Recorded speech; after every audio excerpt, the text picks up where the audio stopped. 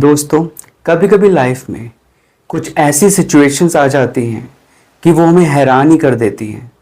जैसे किसी का अचानक एक्सीडेंट हो जाता है, अचानक कोई बड़ा नुकसान हो जाता है, कोई सीरियस इलनेस आ जाती है और हम सोचते हैं कि ये अचानक मेरे साथ ऐसा क्यों हुआ, मेरी क्या गलती थी। तो असल में ये सब पास्ट कार्मिक अकाउंट के सेटलमेंट का ही तरीका है। किसी डेबिट या क्रेडिट अकाउंट को सेटल होना ही है। जैसे किसी बैंक की लोन की ईएमआई की डेट फिक्स होती है ना, उसी तरह कार्मिक डेबिट अकाउंट की रीपेमेंट की डेट भी फिक्स होती है।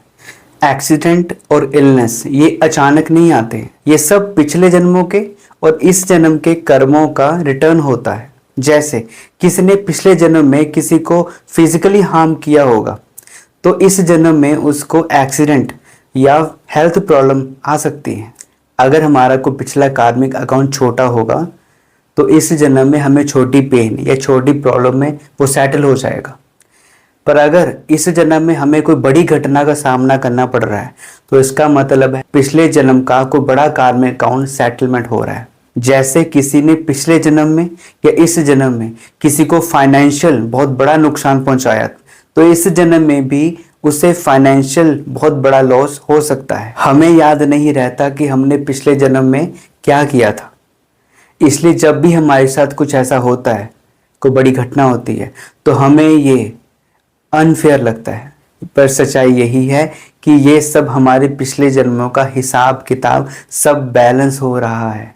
जब हमें समझ आ जाता है कि ये एक्सीडेंट, ये इलनेस या कोई बड़ा लॉस ये मेरे ही पिछले जन्मों का हिसाब क्लियर हो रहा है, तो हम किसी को ब्लेम नहीं करते, ना ही खुद को, ना ही दूसरों को और ना ही भगवान को, बल्कि हम इसे आसानी से एक्सेप्ट कर लेते हैं कि ठीक है, ये मेरे ही किसी पिछले जन्म का मुझे मिल रहा है। और अगर मैं ऐसे वक्त में पॉजिटिव रहूंगा और उस निराकार परमात्मा को याद करूंगा तो हमें ये सेटलमेंट सारे हल्के लगेंगे।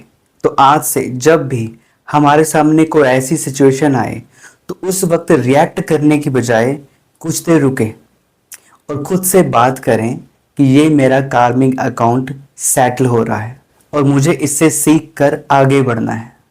और अगर हम रोज मेडिटेशन में उस निराकार परमात्मा को याद भी करते रहें, उससे शक्तियों की किरणें अपने अंदर भरते रहें, यानी शक्ति लेते रहें, और ये कार्मिक अकाउंट्स जल्दी और हल्के सेटल होंगे।